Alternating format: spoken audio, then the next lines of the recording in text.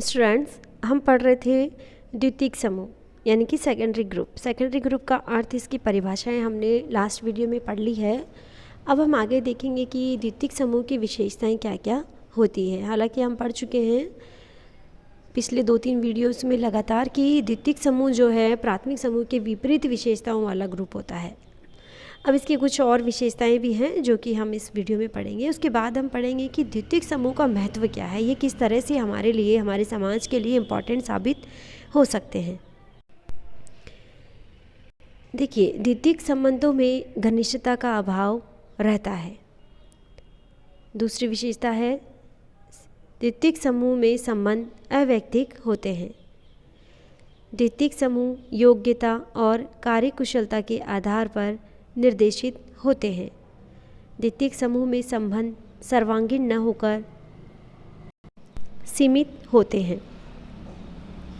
द्वितीयक समूह का आकार बड़ा होता है, अर्थात इसके सदस्यों की संख्या अधिक रहती है। द्वितीयक समूह विशाल क्षेत्र में फैले हुए होते हैं। समूहों के संबंध व्यक्तिक न होकर सामूहिक होते हैं। इनका निर्माण किसी विशेष उद्देश्य की पूर्ति के लिए किया जाता है, इसलिए इनको विशेष हित समूह भी कहा जाता है। सदस्यों में व्यक्तिगत उत्तरदायित्व की भावना का अभाव पाया जाता है।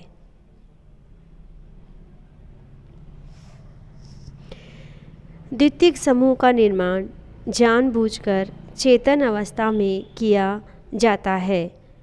द्वितीयक समूह में सामाजिक नियंत्रण के साधन औपचारिक होते हैं, जैसे पुलिस, न्यायालय आदि। द्वितीयक समूह तुलनात्मक दृष्टि से अस्थिर होते हैं। ये उद्देश्य की पूर्ति के साथ ही समाप्त हो जाते हैं। द्वितीयक समूह में संबंध बहुत कुछ औपचारिक होते हैं। द्वितीयक समूह विशेष हितों पर आधारित होते हैं। देखिए, विशेषताएं हमने पढ़ ली है। अब हम शुरू करेंगे द्वितीयक समूह का महत्व, किस तरह से ये हमारे समाज के लिए महत्वपूर्ण साबित होते हैं, क्या क्या इनका योगदान है, वो हम यहाँ पर थोड़ा बहुत पढ़ने का प्रयास करेंगे। वर्तमान युग में द्वितीयक समूहों का महत्व बढ़ता जा रहा है। आधुनिक युग में लोगों की आवश्यकताएं इतनी बढ़ गई है कि उनकी पूर्ति व्यक्ति सीमित दायरे में रहकर नहीं कर सकता। इन आवश्यकताओं की पूर्ति के लिए उसे अन्य समूहों को संगठित करना पड़ता है तथा उसकी सदस्यता ग्रहण करनी पड़ती है। हर व्यक्ति अपने हितों की पूर्ति में लगा रहता है तथा एक दूसरे से आगे निकल जाने की कोशिश में लगा रहता है। ऐसी स्थिति में दिनों दिन द्वितीयक समूहों की संख्या बढ़ती जा रही है और लोगों को उसकी आवश्यकता भी महसूस होने लगी है।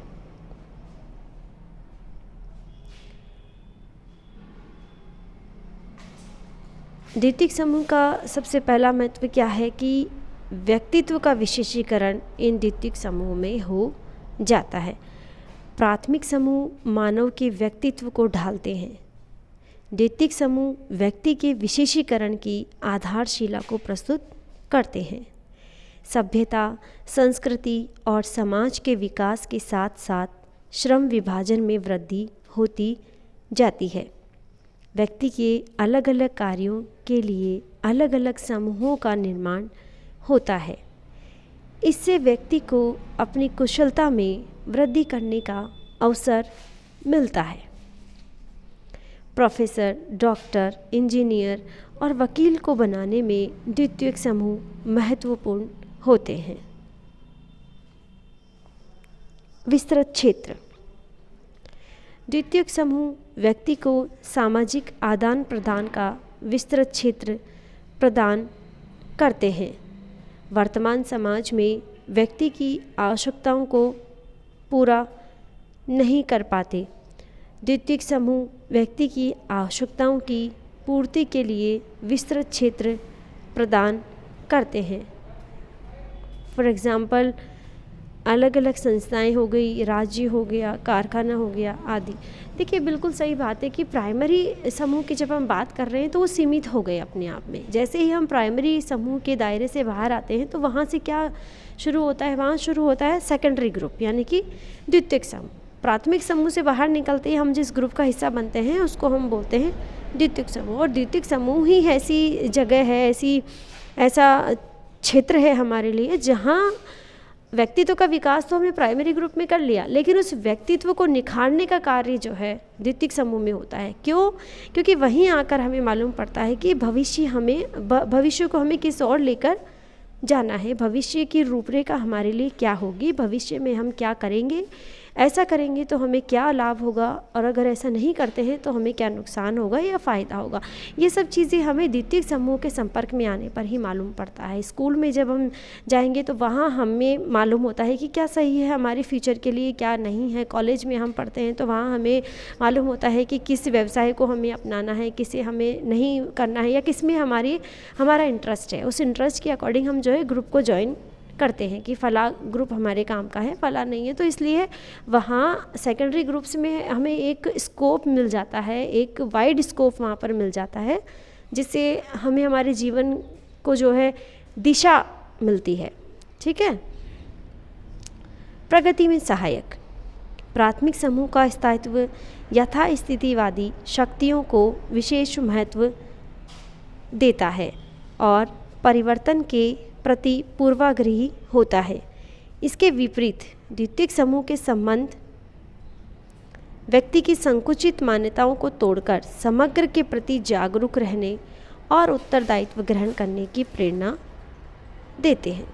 देखिए यहाँ पर यह कहने का जो है प्रयास किया गया है कि जो प्राइमरी ग्रुप है वो क्या है, संकुचित होते हैं, सीमित होते हैं। वहाँ क्या है, लोग भावनाओं से कार्य करते हैं। तो भावनाओं में बंधे होने के कारण हो सकता है कि कई चीज़ें हमें बाध्य करती है कि हम वो कार्य ना करें।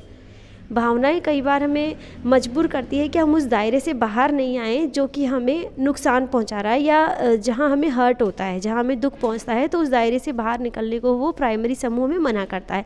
लेकिन जैसे ही हम सेकेंडरी ग्रुप में पहुंचते हैं तो वहाँ हमारे लिए चारों हाथ खुले हैं, चारों दिशाएँ हमारे लिए खुली है, दोनों हाथ हमारे लिए खुले हैं। वहाँ हमारे लिए खुला स्कोप है कि हम जिस दिशा में जाकर कार्य करना चाहें हम कर सकते हैं। वहाँ भावनाओं का जो है इतना महत्व नहीं होता है। तो इसलिए कहीं ना कहीं हम भावना में बंधकर रहने की जगह वहाँ पर अपने आप को थोड़ा सा बढ़ा लेते हैं, अपनी सोच को थोड़ा विकसित कर पाते हैं, जिससे हमें सहायता मिलती है कि हम लाइफ में क्या करने वाले हैं। आवश्यकताओं की पूर्ति। वर्तमान समय में मनुष्य की परंपरागत आवश्यकताएं बदलती जा रही है और उन परंपरागत आवश्यकताओं का स्थान आधुनिक आवश्यकताएं ग्रहण करती जा रही है। आज मानव को अपने